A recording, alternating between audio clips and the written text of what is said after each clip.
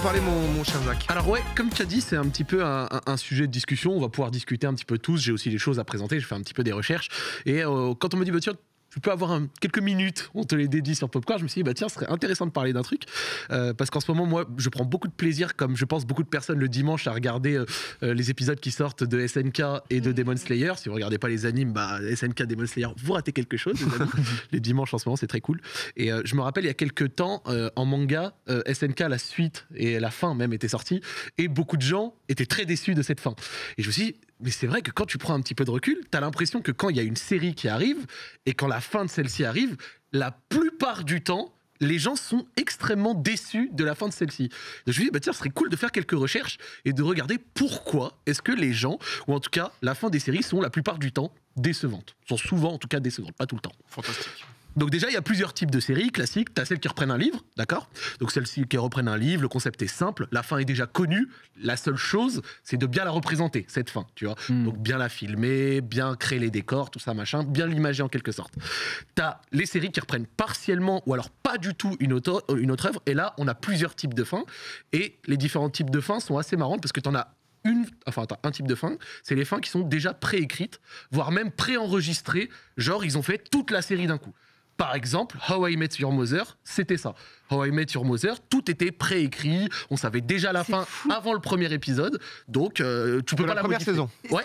En gros, la fin était déjà connue par les scénaristes, tout était déjà prêt. Ce qui est quand même fou, parce qu'avec How I Met, on a vraiment cette impression qu'ils ont un peu improvisé la fin. Que la fin avait un petit goût de on va tenter ça. Ouais, mais en tout cas, c'était déjà préécrit, ils savaient déjà tout au moment où ils ont fait le premier épisode.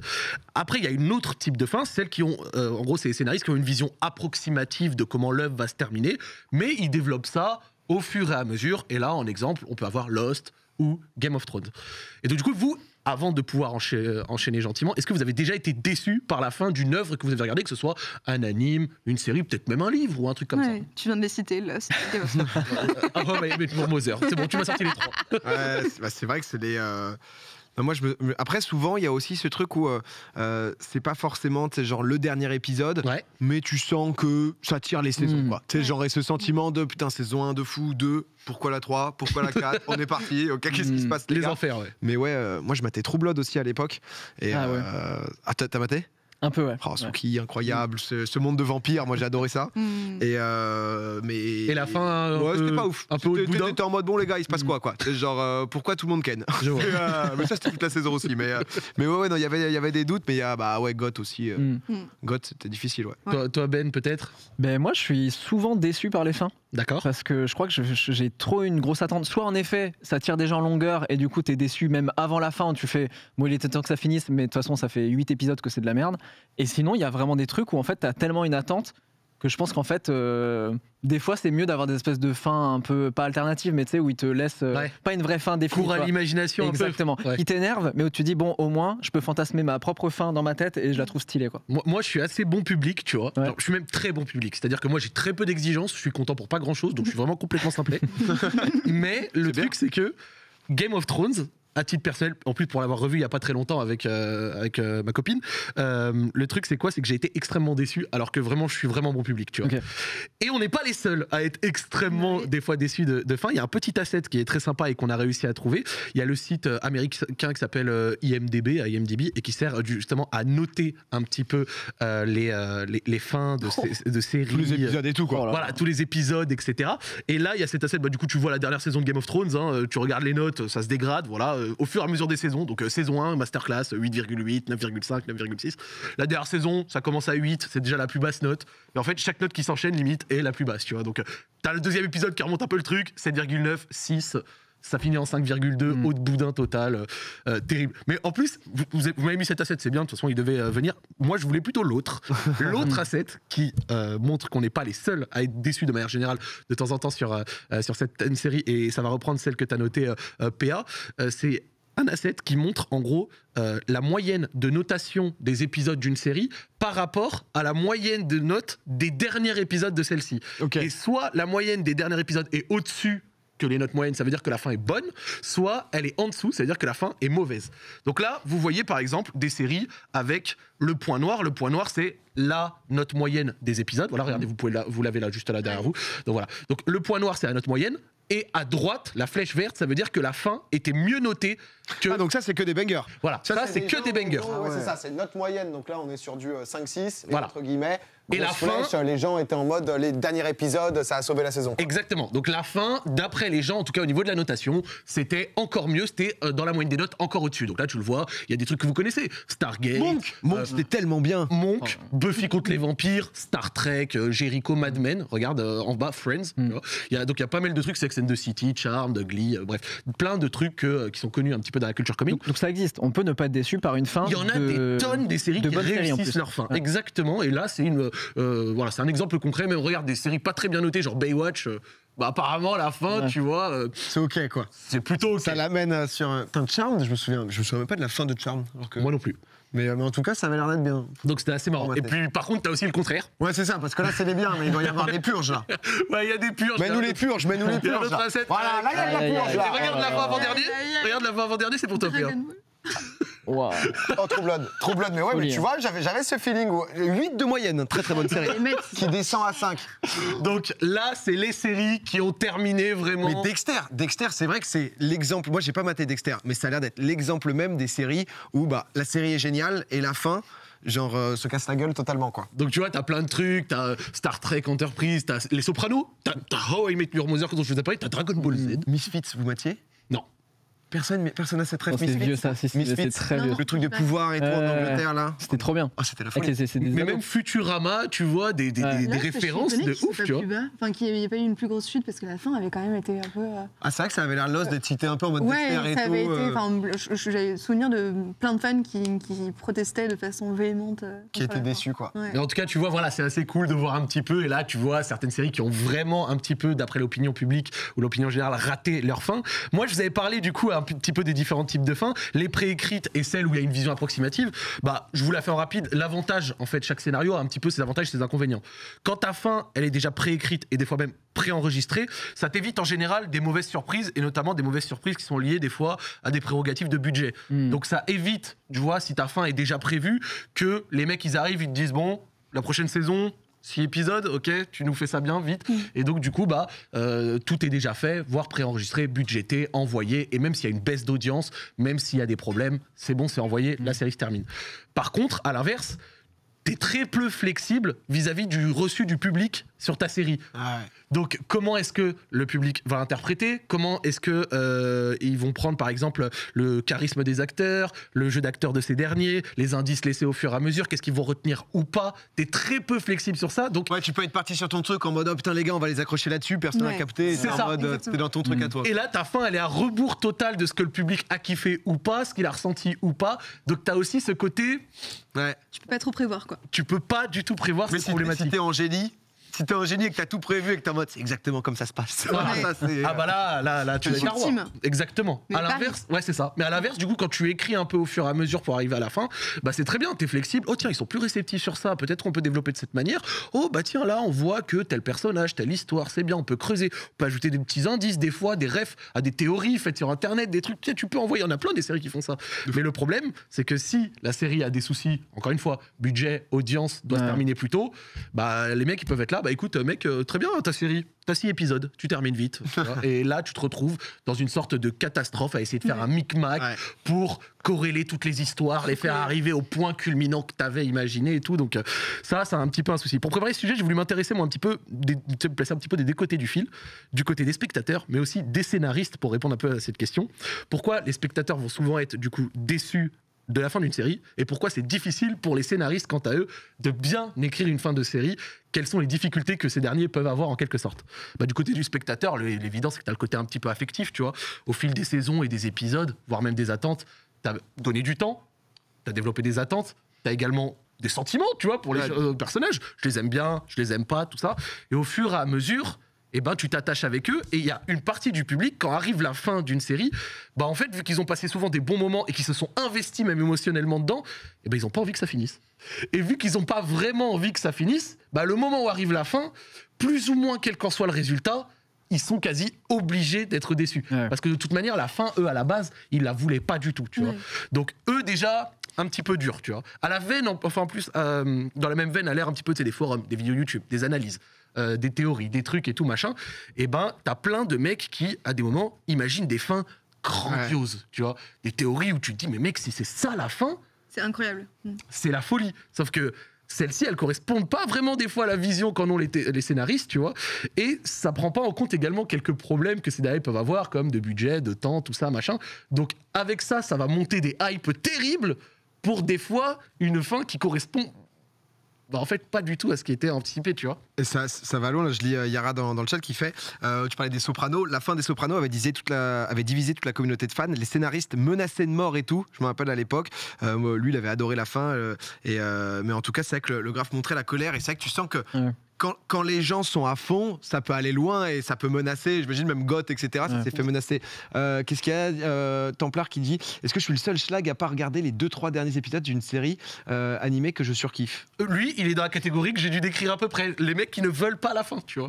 Et donc du coup, des fois, ils vont peut-être même pas la regarder, juste histoire de se dire, bah au moins, ça n'est pas arrivé, tu vois. Et en plus, pour petit rapport avec le gars des Sopranos, le producteur, je crois, ou un des scénaristes de Lost, quand il y a eu la fin et qu'ils se sont fait fumer sur place publique, il a déprimé. Bah ouais, c'est pas super drôle, hein, mais il a vraiment déprimé. Après les critiques incessantes, les retours, machin, il a fait une dépression. Bah, ça reste ta vision de ton truc. Oui, et du coup, bah, quand t'es en mode vous êtes quand même en train de me menacer de mort. C'est-à-dire que même en France, hein, je me rappelle de Bref, je pense que c'est Ken qui m'a raconté ça, mais je suis sûr qu'il en a parlé publiquement. Quand ils ont arrêté Bref, ils ont reçu, Kian Kojandi et Navo, des messages de haine, des lettres de mais vous comprenez pas, bref, ça vous appartient pas, comment vous pouvez nous faire ça, etc. Pendant très longtemps, parce que les gens étaient hyper déçus. Et en fait, je pense que ça va être très compliqué en plus de te dire, mais attendez, vous surkiffez le truc, donc c'est nous qui l'avons créé, et là vous êtes en train de nous détester, alors qu'en fait, c'est grâce à nous que ça existe. Et ça crée, en effet, ça crée des trucs où il y a un moment où tu as la sensation que ce que tu as créé t'a dépassé et ne t'appartient même plus, quoi. Le ça vous appartient pas, tu ouais, red flag, un peu vénère. Tu sens le mec un peu déstabilisé quand même. C'est pas à toi, ok. Ok, d'accord. Mais c'est vrai que ça va loin. Hein. C'est vrai que ça dit comme What the Cut, Antoine Daniel. C'est tellement en mode, t'aimes tellement le format que continue, j'aime ça, quoi. Et... Pour What the Cut, je crois qu'il y avait aussi un peu le côté, la fin avait pas été vraiment prévu, juste il a arrêté comme ça et puis il n'y a jamais eu de fin. Et les gens veulent une fin absolument, mais pourquoi vouloir une fin? Parfois c'est juste mieux de rester comme ça sur des bons souvenirs. Surtout What the Cut, il n'y avait pas forcément de... Oui, c'est clair. C'est pas vraiment... Moi j'aimerais trop savoir les fins de séries hypothétiques qu'avaient imaginé les scénaristes et la vraie fin, parce que faute de budget ou parce que contrainte, etc. Et de se dire ça aurait pu finir comme ça s'il y avait eu le budget. Mais ça c'est intéressant parce que du coup tu vois, côté scénariste, je suis allé voir des témoignages. Des témoignages de scénaristes francophones et anglophones qui expliquent pourquoi pour eux c'est archi compliqué de réaliser une fin. Et en fait ce qu'ils expliquaient, c'est qu'il y a un aspect notamment de budget, qui fait que beaucoup de fins possibles, voire même des théories, tu vois, qui auraient pu être des fins cohérentes et même super intéressantes, elles sont juste irréalisables et impossibles pour des questions d'argent, dans la mesure où en fait ces fins-là, elles demanderaient trop de développement et donc d'épisodes, de tournage, d'effets spéciaux, de montage et compagnie. Donc des fins super intéressantes passent déjà à la trappe totalement à cause de ça. Il y a un autre truc, le spectateur, lui, quand il s'imagine quelque chose, il n'a pas il a par définition pas de limite parce que c'est mon imagination, tu vois. Alors que lui, le réalisateur, il fait face. Contraintes. Bah ouais, il a ces contraintes-là et au moment de ponctuer l'œuvre qu'il a créée, tu vois, il y a un côté un petit peu aussi tête dans le guidon où le mec ne se rend pas compte forcément de la perception des gens, des retours de ces derniers, parce que le gars il est dedans, il écrit son truc, machin, nana, et à des moments il peut te faire quelque chose de satisfaisant, pour lui satisfaisant, mais en tout cas à rebours de ce que les gens attendent un petit peu. Et il y a un petit autre point intéressant et qui relève un peu du hashtag analyse, mais que je me suis dit vas-y, franchement tout le monde n'y pense pas nécessairement, donc on en voit. Ce qui fait la différence entre une fin de saison et une fin de série, c'est que dans la fin de la saison, le gars il peut se permettre d'insérer des éléments qui vont créer de la hype pour les prochaines, tac. On pense notamment, petit spoiler, je vous fais un signe de pouce, ok, en l'air, si vous regardez Game of Thrones encore à l'actuel, je pense à vous les gars. Donc on pense par exemple à la fin de la saison, je crois 6 de Game of Thrones, où fin de saison, tu vois Jon Snow, boum, il se réveille, et là tu dis prochaine saison mec, la folie. Qui va se passer? Le retour, je crois que c'est la fin de saison 6 ou 5, mais bref. Pareil, tu vois, SNK, quand au fin de la saison 3, ils sont enfin sortis du mur, ils ont vu la mer et l'étendue vaste du monde, tu vois. Tu dis, trop bien, la prochaine saison, ils vont aller là-bas et tout, ça va être la folie et tout.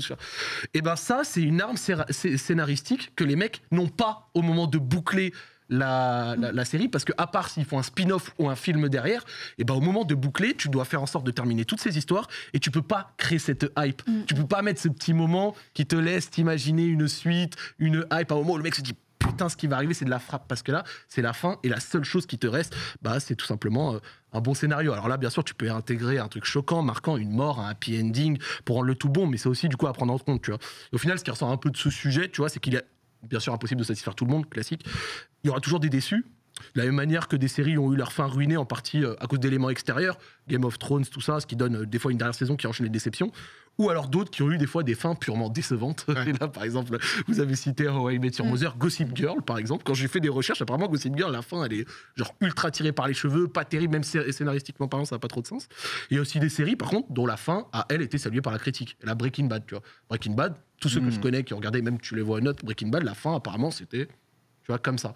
Et un petit peu la conclusion à tout ça, c'est que pour une bonne fin, il faut conclure un peu l'histoire de tous les personnages, tout en ne laissant que très peu de questions, tu vois, annexes, et en étant un peu cohérente vis-à-vis du scénario.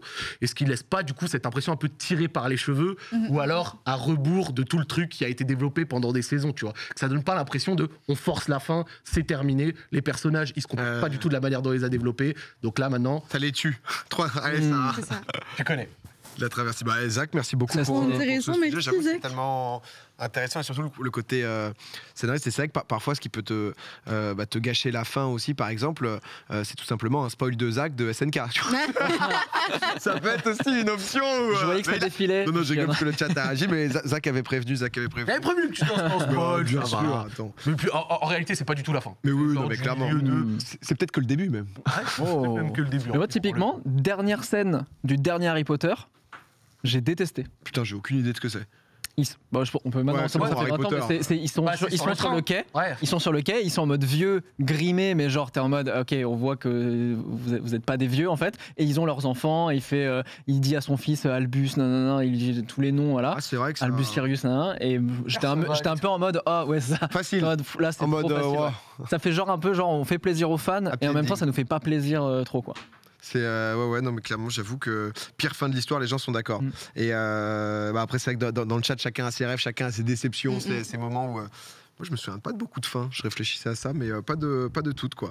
Au final, on va vite se rappeler de celles qui ont un peu déçu. Et moi, j'aurais une tonne de trucs où je serais pas trop déçu, tu vois. Ouais, c'est ça. Il y a un moment où après, ça dépend aussi de l'enjeu, justement, des questions un peu chez Misfits, par exemple. Alors, je sais pas si c'était la fin, mais t'as 2 premières saisons où le truc est trop bien, les mecs ont des pouvoirs et tout.